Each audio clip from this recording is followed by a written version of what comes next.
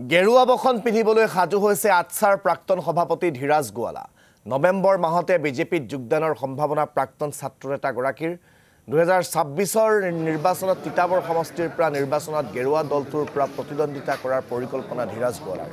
দেওবাৰে নিশা মন্ত্ৰী পীযুষ হাজৰিকা আৰু কেন্দ্ৰীয় মন্ত্ৰী পবিত্ৰ মাৰ্ঘেৰিটাক সাক্ষাৎ কৰি এক বৈঠকত মিলিত হয় প্ৰাক্তন ছাত্ৰনেতা গৰাকী।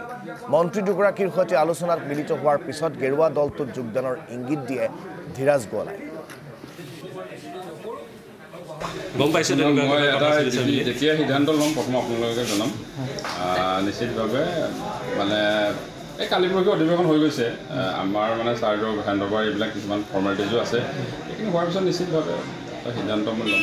নহ'লে আজি জাষ্ট এটা তেখেত ইয়াত আহিছিলে আম্বেদকাৰ ভৱন কাষতে লাগি আছে আমাৰ ছাত্ৰাবাসটো। তো মই কৈছিলোঁ যে ইয়াতে যদি আহে আপুনি আমাৰ ল'ৰাখিনিয়ে আপোনাক এবাৰ লগ পাব। বহুতৰ কিছুমান অসুবিধা থাকে, যাক মন্ত্ৰী এগৰাকীকতো সহজে লগ নাপায়, তাতে তেওঁ ছ'চিয়েল জাষ্টিছ বিভাগৰ মন্ত্ৰী। গতিকে বিভিন্নজনৰ আচলতে তেনেকুৱা স্মাৰক পত্ৰ দিব লগা আছিল, আৰু যাৰ কাৰণে তেখেতে মোৰ অনুৰোধটো ৰক্ষা কৰি ইয়াত আহিলে, আৰু আমাৰ বিভিন্নজনে স্মাৰক পত্ৰ তেখেতক দিছে সমস্যাবিলাকক লৈ, আৰু সেইটো কাৰণে তেখেত আহিছিলে ইয়ালৈ আচলতে। আৰু তেনেকুৱা ধৰণৰ কোনো ৰাজনৈতিক কথা ইয়াতে মই আন্তৰিকতাৰে ধন্যবাদ জনাইছোঁ। যদি নিশ্চিতভাৱে মই কৈছোঁ নহয়, মই সিদ্ধান্তটো যেতিয়া ল'ম মই আপোনাক সকলোকে জনাম। যদি তেখেতে এইটো কৈছে তেনেকৈ কিবা, তো নিশ্চিতভাৱে মই ধন্যবাদ জনাইছোঁ তেখেতক।